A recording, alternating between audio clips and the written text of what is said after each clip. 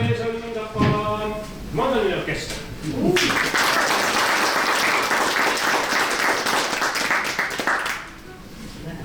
Esimeses kraas siis selline pala nagu Ruukilille sinine ja selle on Willy Schneider laulnud 37. aastal kuulsaks ja plaadi külge ja meie siis üritame just selle ajastu lugusid omas võtmes, omas kastmes siis rahvale pakkuda. Me oleme selline harrastajate kollektiiv, kes iga teisipäeva õhtul kella 6 paiku Tapa muusikakunstikooli saalis kokku saavad ja mängivad siis lugusid, mis meeldib või siis mis mulle meeldib.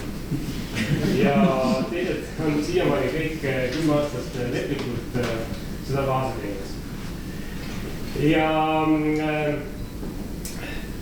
valdav enamus meie repertuaarist on sellised lood, mida me ise teame, sest et meil on ju kõigil, nagu te näete, noodi kuldin, aga ma võin näidata, mis meil siin on, see on kõik moe pärast. Ja ükski keegi nooti ei tunne, aga teeme seda nägu, et nii ju käib. Ja sellepärast jah, ma olen ka valinud selliseid lugusid oma repertuaari, mida keegi vähemalt meist teab, sest nii on palju lihtsam saavutada see tulemus, mida siis ka publiku oodetavasti ära tunneb siis selle loo näol. Ja järgmine lugu on just sellel põhjusel valitud. Ja see on siis pärit au 60. aastatest ja räägib, siis tuli moodi Rannamoes, mida napib seda, no võib-olla mitte vägevam, aga ühesõnaga tuli moodi üldse siis selline napp rannamood ja see räägibki siis ühest tüdrukust, kes siis randa minnes pani moodsad riided selga ja siis avastas, et kõik vaatavad ja küll ta siis peitis ennast põõsastesse ja rätikusse ja mis tal kõik oli. Ja eesti keeles on tegelikult sellel laulul siis selline pealkiri nagu Imeilus suvepäev, mille on laulnud kuulsaks Eesti raadio meeskvartett Eeglas ja Välju Terasmaa ja Uno Loom ja Arn Haug just nimelt. Et nemad ei laulnud miskil põhjusel sellest Rannamoest. Aga loo pealkiri siis Kitsi-vitsi tiini-liini elu polkadot bikiini. Nii et tuleb vastata veel.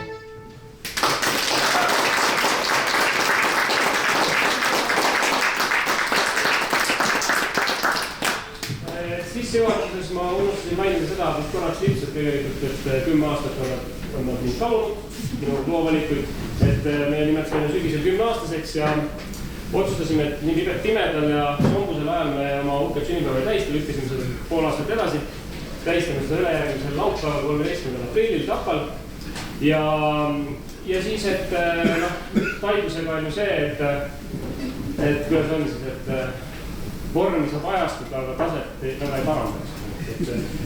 Et siis sinna ajame seda taset või seda vormi kõverat siis sinna 13. peale ülesse ja seetõttu me tegimegi siis just teisipäeva õhtul enam-vähem proovi ajal 3 kontserti. Täna on siis selle väikse tuuri viimane kontsert. Ja just siis see on nagu sarnane nagu proovi etendused teatritel ja kuulsatel jalgpallimeeskondadel rahalised avalikud treeningud. Et siis võtsime malli ja tegime midagi sellist. Aga nüüd järgmiseks looks ma kutsun meile appi ka ühe sõbra Indreku ja me kanname ette ühe Kreeka loo Mikis Theodorakis, kes on kuulus Kreeka helilooja ja sündib 25. aastal ja suri alles mitte väga hiljuti 21. aastal. Loonud väga hulgaliselt muusikat, sealhulgas mitte sellist kerglast ainult, vaid ka sümfoonilist muusikat ja kantaate ja oratooriume, mida kõike on olnud ka palju filmimuusikat ja järgmine lugu, mis kannab pealkirja Voodi kahele, ongi siis pärit kuulsast Kreeka filmist Kreeklane Zorbas ja selle loo on eesti keeles siis nii-öelda kuulsaks laulnud ansambel Zorbas, kes on oma nime võtnud sellest samast tegevusest, sellest filmist ja sõnad, eestikeelsed sõnad siis on loonud Laur Lomper. Teate sükst meest, mida Laur Lomper? Ei tea, aga Tõnu Oja teate? Võt, see on sama mees. Ja siis mõned lood meil on kavas on lauluga ja üks lauluga lugudest on siis see Voodi kahe. Tantsimine on tegelikult lubatud siin ruumil.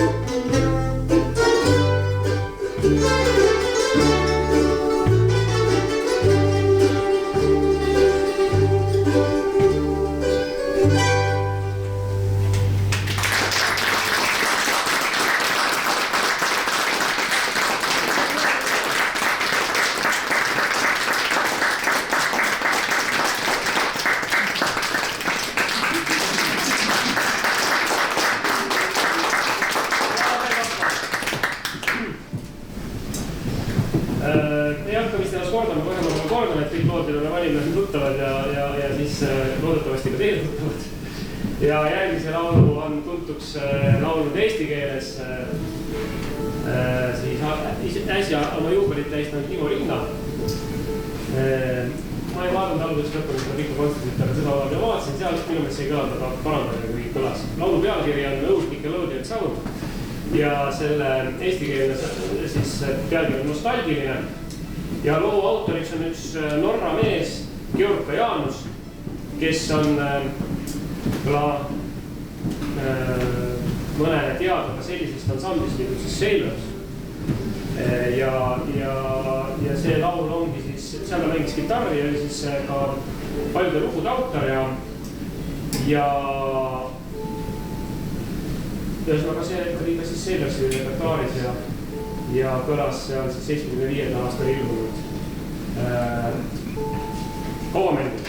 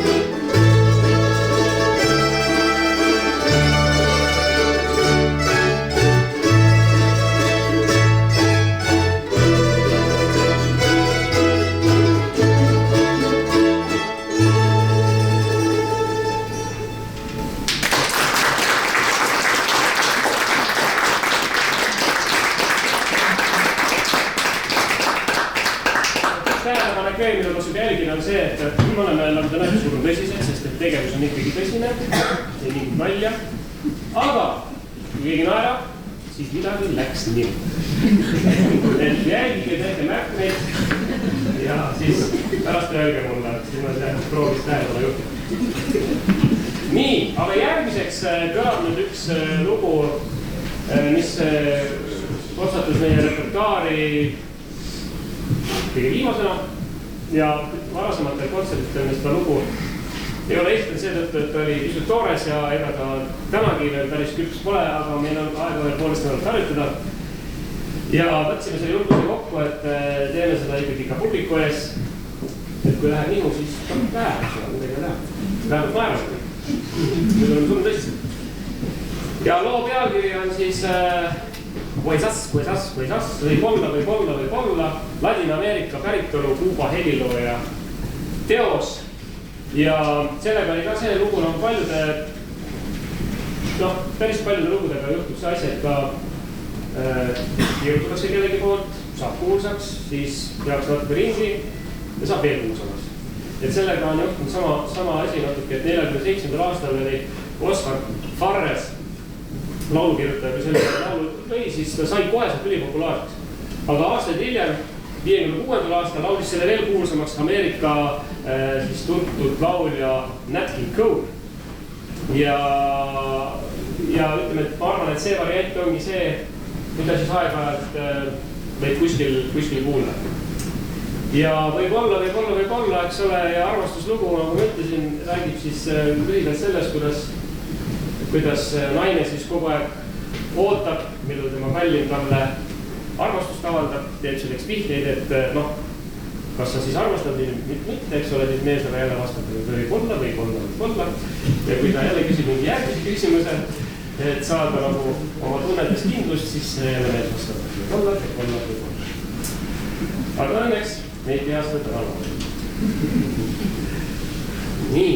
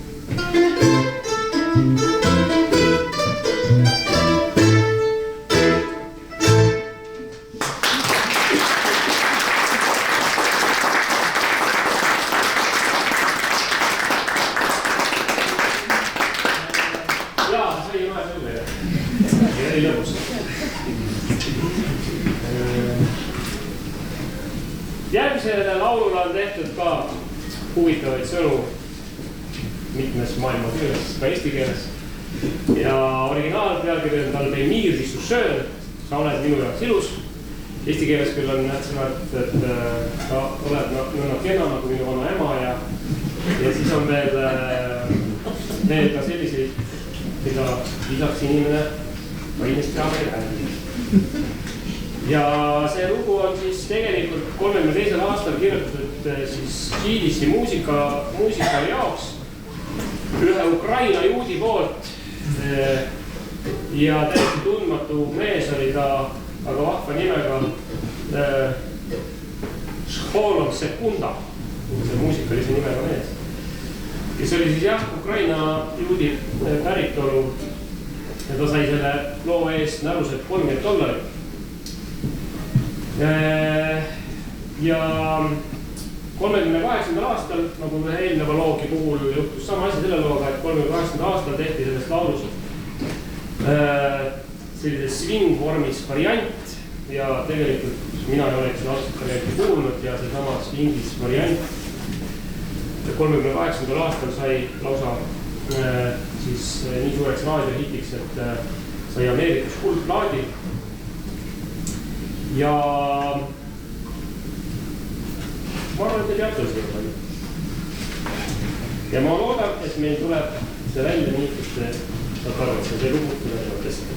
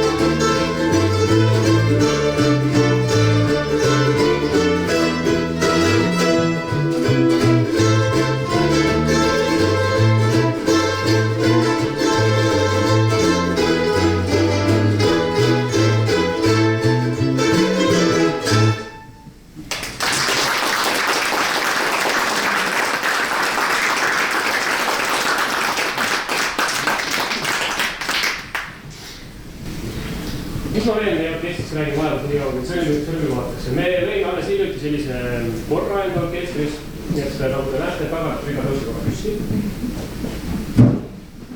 Nad on noored ja ei paista veel välja.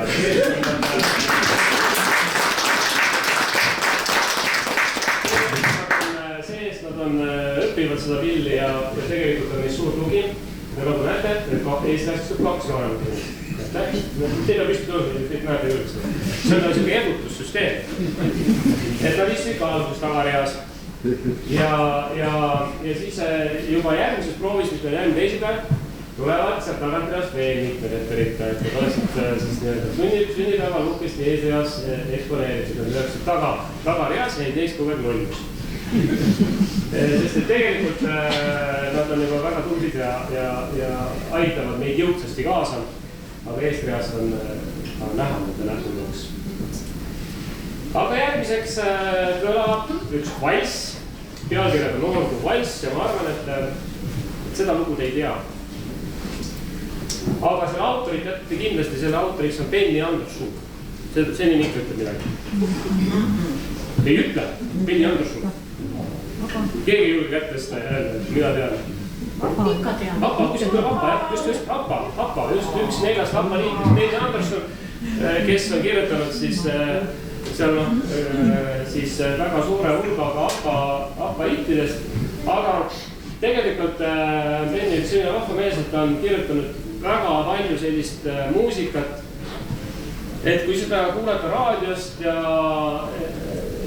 oled natuke kursis sellise Rootsi rahvamuusikaga, siis see võib täiesti ära petta ja teil võib tundub, et see on mingi Rootsi siuke pärimuslik pillilugu. Aga võta näpust, Benny on kirjutanud selliseid üsna hulka ja tal on selleks ka selle lugude esitamiseks siukene oma nii-öelda heas mõttes kapell, kus ta ise mängib akordionit ja seal on kõiksugu neid akordionid rohkem ja muid pille lisaks. Ja me siis püüame nüüd ette kanda siis selle loo ja siis eks te ise mõelge, kas see kõlab natuke sellise Rootsi rahvamuusika moodi ja loo pealkiri siis on Noorgu valss ehk siis Noorgu valss. Üks, kolm, Thank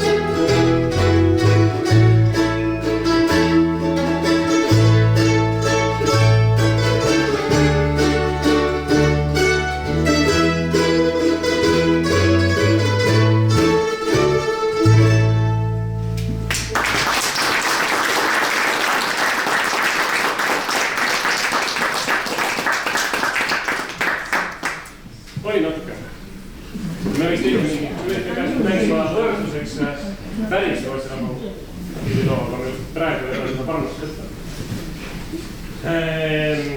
Aga järgmisena kutsume jälle meiega liituma Indrekku, sest kõlama hakkab Eestis ja maailmas kuulus lugu, mille Eestis on kuulsaks olnud ja keegi muu kui Artur Rinne. Ja tegelikult lugu on jällegi ju mitte originaal, eestlased armastavad vanastada, ega neil oma lugusid väga palju ei ole, kui need autorid on välja, et kõik see selline raadiost tulev eestikeelsete sõnadega asi on reeglina kuskilt kirjutatud. Ja selle looga täpselt samamoodi. Aga sellele vaatamist lugu on nii hea, et me ikkagi anname seda ette. Ja lugu on 55. aastal loodud Domenico Modugno, sellise Itaalia helilooja poolt. Ja Eestis siis Artur Rinne, aga ütleme siis praegu armastab seda lugu väga vahva ansambliga nimeks, tal on Lavassade trio, see on niisugune, nende moto on see, et igas korralikus trios on vähemalt 6 meest, 1 naine. Ja nemad siis armastavad seda lugu laulda ja kui Ants Nuut teeb seda trombooniga kaasa, siis see on üks vahva variant ka sellest loost. Aga täna Indrek Jurtšek.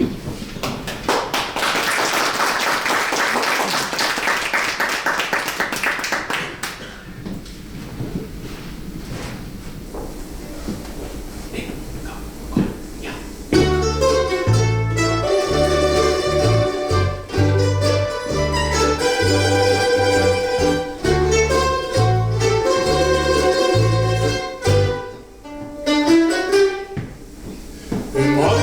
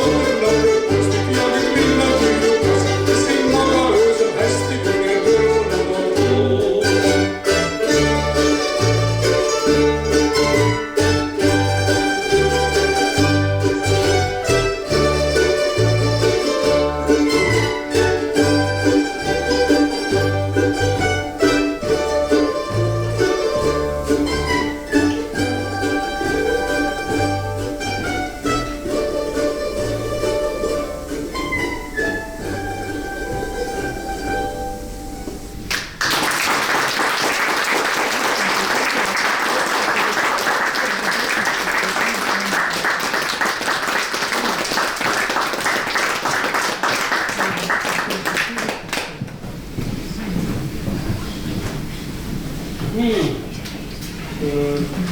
oli siin juttu Zorbasest, siis järgmise loo on eesti keeles laulnud samuti võib-olla selliseks looks, et aeg-ajalt ikkagi Elmeri raadios või kuskil sellises raadios mängitakse. Zorbas salvestas selle koos Marko Matterega, aga jällegi kirjutatud lugu, taaskord Kreekas, taaskord Mikis Theodorakis, kellest oli juba korra juttu. Vabandust, selle autor ei ole Mikis Theodorakis, aga laulatar, kes on selle loo siis salvestanud, tegelikult see on hoopiski Itaalia tõesti rahvalaul, väga vana. Aga see laulatar, kes selle siis salvestas, Iteria Gozzola on ta nimi, laulis klassikalist laulu õppinud ja ka sellist estraadilaulu. Ja siis tema siis nii-öelda laulja karjäär saigi just alguse sellistest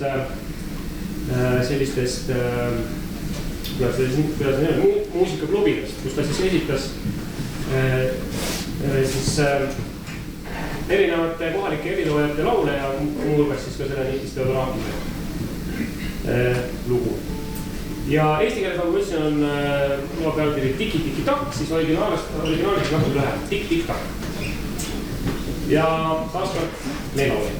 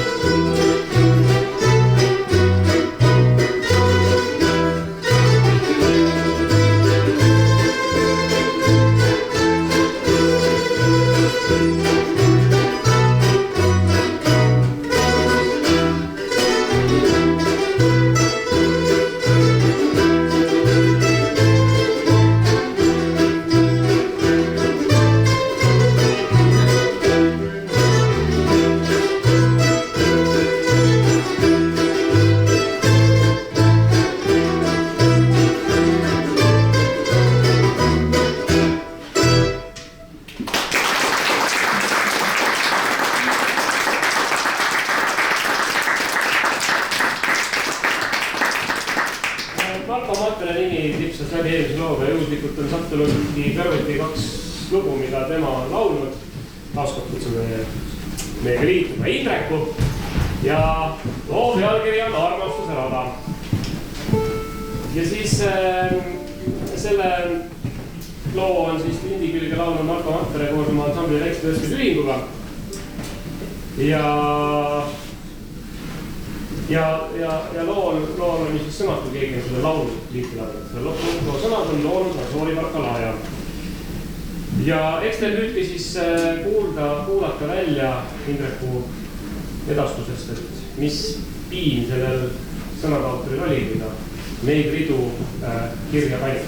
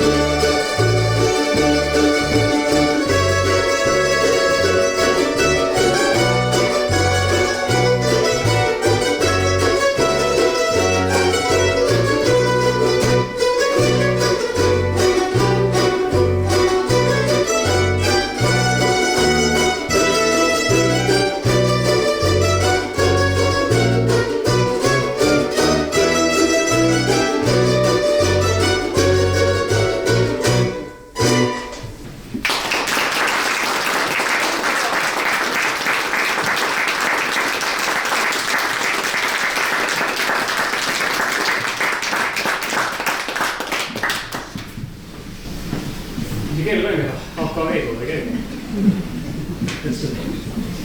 Et mõned lood on veel jäänud. Ma usun, et te jõuate lõpuni ära. Järgmine lugu kannab pealkirja Bella Ciao. Ja kui me täna kuuleme seda lugu vahest spordivõistlustel, lautasustamisel, ergutamas võitjat, eriti veel, kui ta on Itaalia päritolu, et siis on tihti see laul kõlamas. Aga algupära on see, et see laul on pärit 19. sajandi, et sellest ajast, kui Põhja-Itaalias siis töötasid riisipõldudel siis töölised, kes protestiks siis selle raske töö vastu, siis hakkasid seda laulu laulma. Ja originaalis ongi selle pealkiri vihje siis ka võib-olla sellele raskele tööle hommikul kohe, kui järkasid, et siis läks jama põllule ja hiljem. Aga hiljem Itaalia koduse ajal muutus loo pealkiri just siis selleks Bella Ciaoks. Ja sellest sai siis ka sellise fašismi vastaste partisanide hümn ja selle ongi ta nagu kuulsust võitnud, aga nagu ma ütlesin, täna kõlab üsna tihti olema kuulnud sellist pidulikel puhkudel tergutusloona. Ja muideks, Eesti ansamblitest on seda laulnud lindi külge selline 4 tähega ansambel nagu JMPE, nii et on ka nende variant täitsa olemas. Aga jällegi me ei laula, vaid püüame saada maha meloodiaga.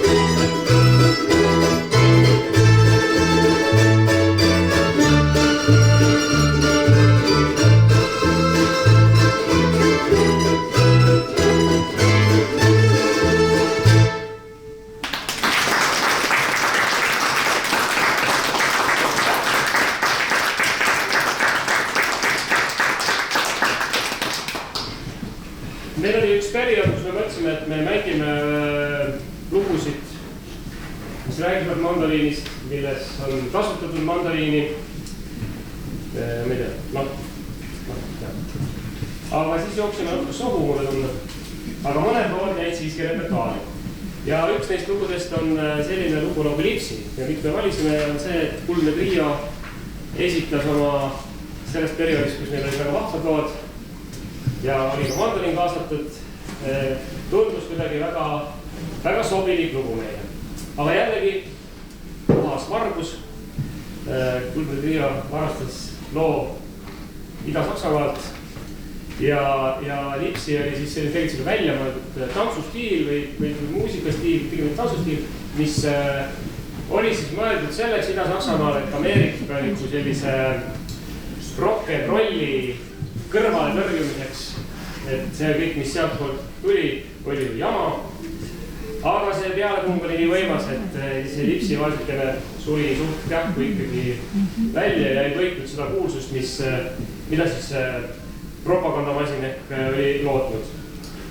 Ja siis meie panimegi siis kokku selle kõigile teile loodetavasti teatud selle kuulse trio variandi, aga lisasime siis tegelikult sellest loo originaalist, mille Helga Brauer 59. aastal salvestanud, see on üks väga huvitav vahemäng. Et tundus, et Kuulsel triol ei olnud lihtsalt võib-olla nende oskust, selle meest on mõndad ei näinud. Aga meil see on olemas ja siis me proovime, kuidas see koht välja tuleb. Aga kui selle kaasa kõik naerma hakkavad, siis te saate ise.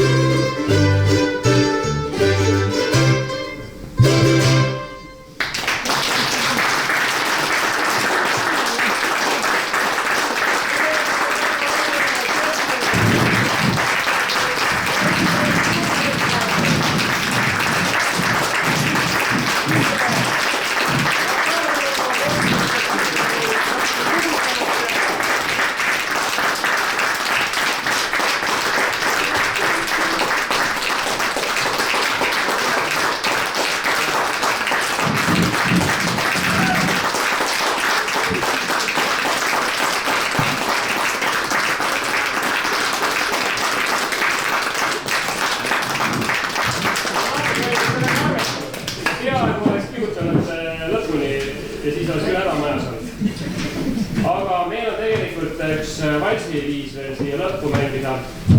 Ja see on nüüd siis,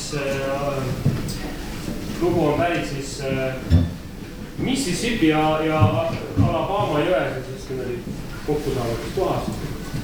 Ja kannab pealkirja Tombipi valss. ja see oli üks esimesi lugusid, mida me üldse 10 aastat tagasi kokku tulles võtsime ära õppida. Ja lihtne, aga samas ilus. Ja see ongi meie võtta. Et lihtsuses peitub võlu ja raskemad lood jäägu teistele.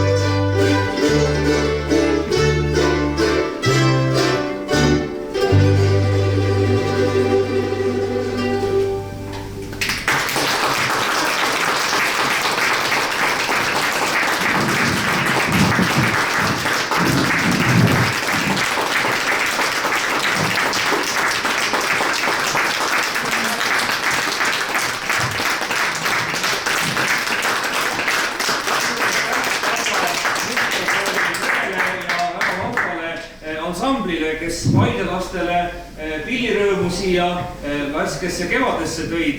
Väga tore on näha, et Põlise Järvamaa südames on põlised järvakad, sest Tapa on ju vana Järvamaa. Mis tõttu te olete alati oodatud oma muusikakooli ja kollektiividega ka meile siia Paidesse ja kui esinemispaika, siis tulge ikka meile. Ja anname tänase ürituse meenutamiseks kaasa sihukese kruusi, et kui juurde kohvi või teed, siis mõtlete Paide peale ja natukene ka kirjandust, et meil on siin Kesk-Eesti pillilugudest üks sihuke vapra kogumik välja andnud. Võib-olla siin midagi ka teile, aga olete alati oodatud ja suur tänu paidelaste nimel selle toreda kontserdi eest. Aitäh!